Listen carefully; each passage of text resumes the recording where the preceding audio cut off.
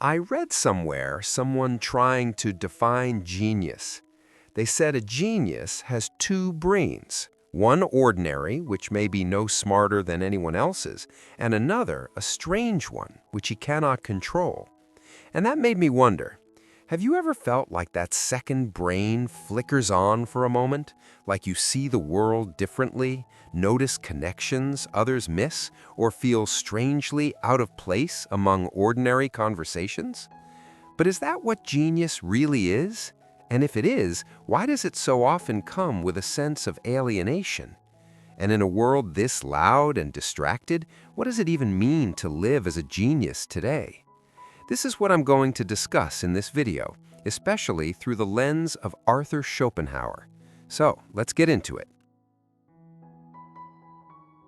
Genius, in its truest sense, means little more than the ability to perceive things in an unusual and uncommon way. We often imagine genius as extraordinary intelligence or unmatched productivity, but James reminds us that at its core, genius is simply a different way of seeing. True genius is not just scoring high on an IQ test or achieving things that others can already imagine. A talented person may excel at known tasks, but genius moves into what is still unseen. As a line attributed to Schopenhauer says, talent hits a target others cannot hit. Genius hits a target others cannot even see. For Schopenhauer, genius means entering a state of pure perception, a kind of vision free from personal desire, ambition, or will. In that rare moment, the genius forgets himself and becomes, in his words, a pure knowing subject with a clear vision of the world. This detached way of looking allows him to perceive eternal ideas, the universal essence of things, while ordinary minds remain trapped in practical concerns. Genius, then, is not about doing what others cannot do. It is about imagining what others cannot imagine. Joseph Joubert captured this gift beautifully.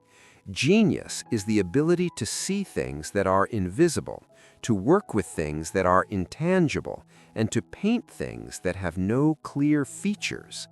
The genius notices patterns and truths that lie beneath appearances, offering insights that expand the boundaries of human thought. Fenelon insisted the first and last thing required of genius is love of truth. This is why the genius must rise above market demands or personal gain. His guide is not profit or applause, but the pursuit of understanding itself. Modern measures such as IQ scores, productivity charts, or even technical skill fail to capture this essence. A brilliant engineer may design highly efficient machines and still remain a talent rather than a genius.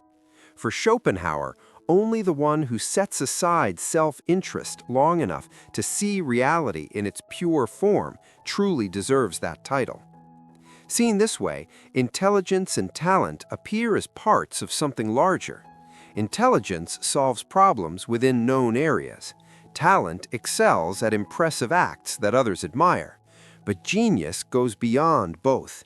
It steps outside what is given, perceives what is hidden, and reshapes how humanity thinks. It is less about collecting facts and more about vision, intuition, and a deep love of truth.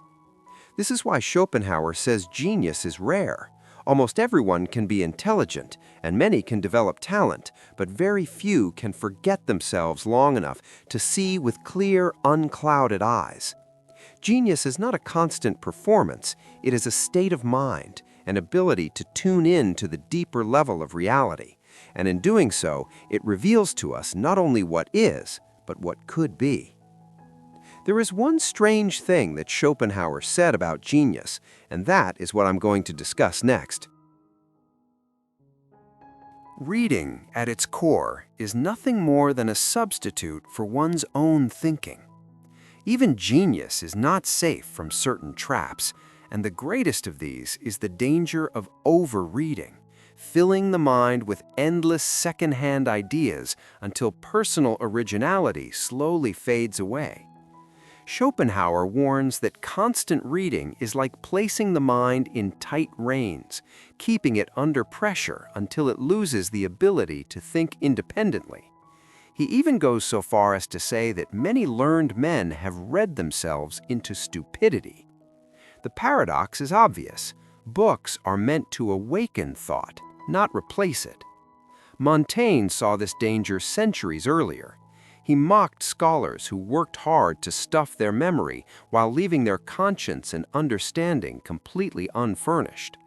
For him, filling the mind with quotations and clever phrases meant nothing if those ideas were never digested into real wisdom. Schopenhauer sharpened this warning even further. The more we read without reflection, the more the mind becomes like a wax tablet written over too many times, leaving no space for fresh impressions. To read simply to escape one's own thoughts, he said, is a sin against the Holy Spirit. This warning is timeless, but it feels especially urgent today. Where once it was books, now it is podcasts, articles, and endless streams of videos. We binge content in the name of self-improvement, yet too often it turns into mental overfeeding, junk food for the intellect. As Schopenhauer observed, one should only read when one's own thoughts have stalled at their source. Otherwise, reading becomes a way of drowning out the very originality we are trying to find. Confucius captured the balance perfectly.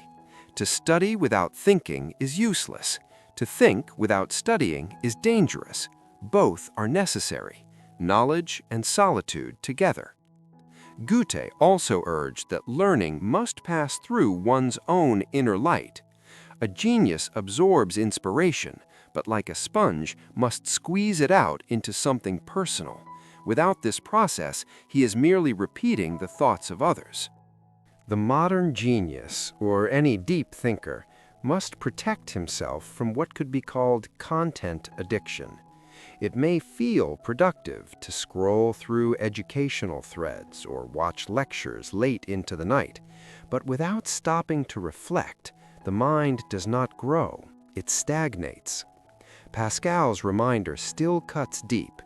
All of humanity's problems come from man's inability to sit quietly alone in a room. Silence, solitude, and even boredom are not enemies of thought. They are where thought is born. True genius understands this, and also understands that genius often comes with a price that I am going to discuss next. Emerson's line, "To be great is to be misunderstood," expresses the same idea that Schopenhauer described in darker and more serious words. The genius appears as a lonely figure, standing apart, struggling alone against a flood of shallow ideas that feel comfortable and familiar to the majority.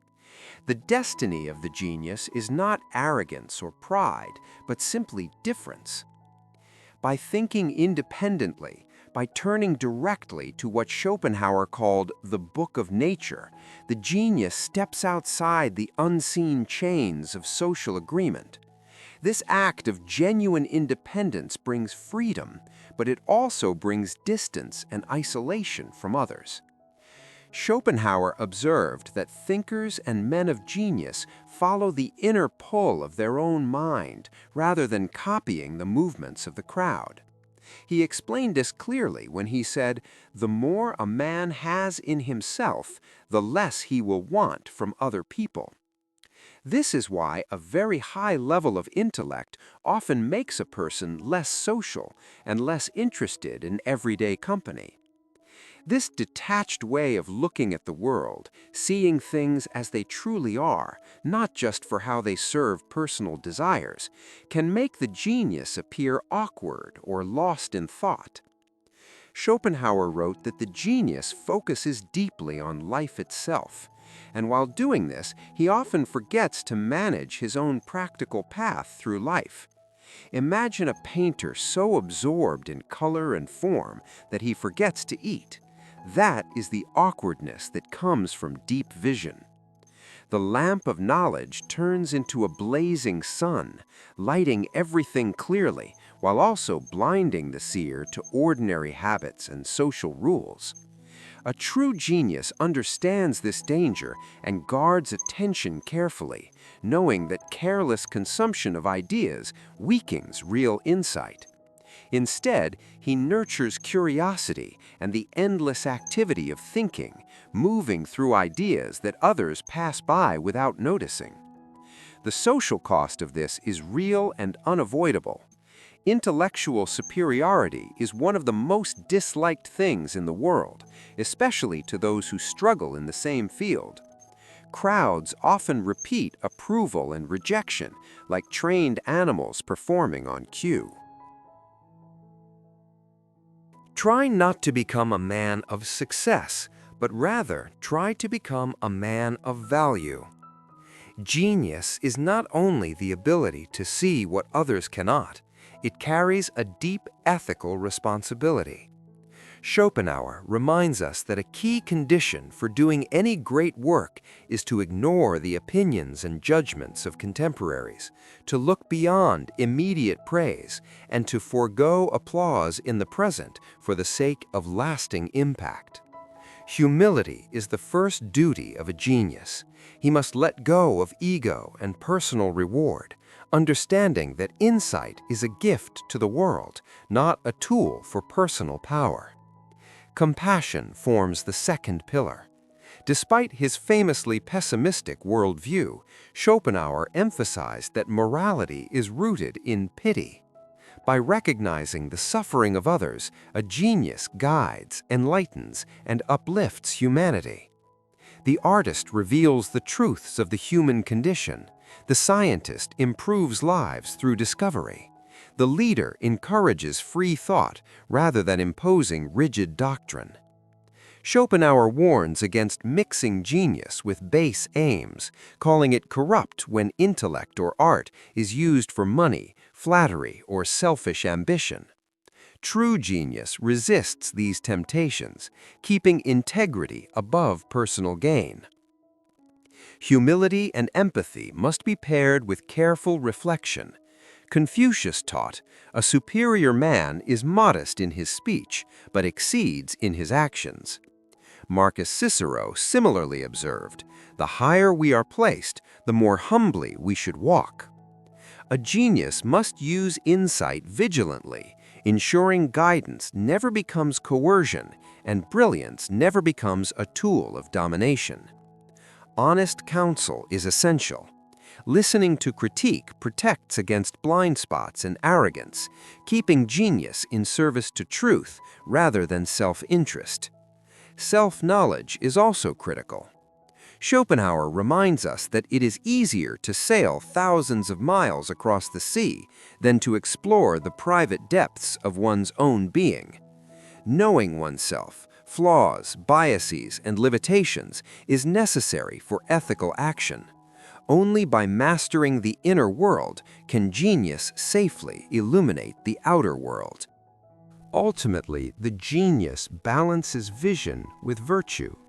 Schopenhauer describes the ideal thinker as one who sets aside personal ego to become a clear lens, offering clarity to others without arrogance. He clings to truth but never twists it into dogma. He may withhold personal applause, yet shares insight generously when the world is ready.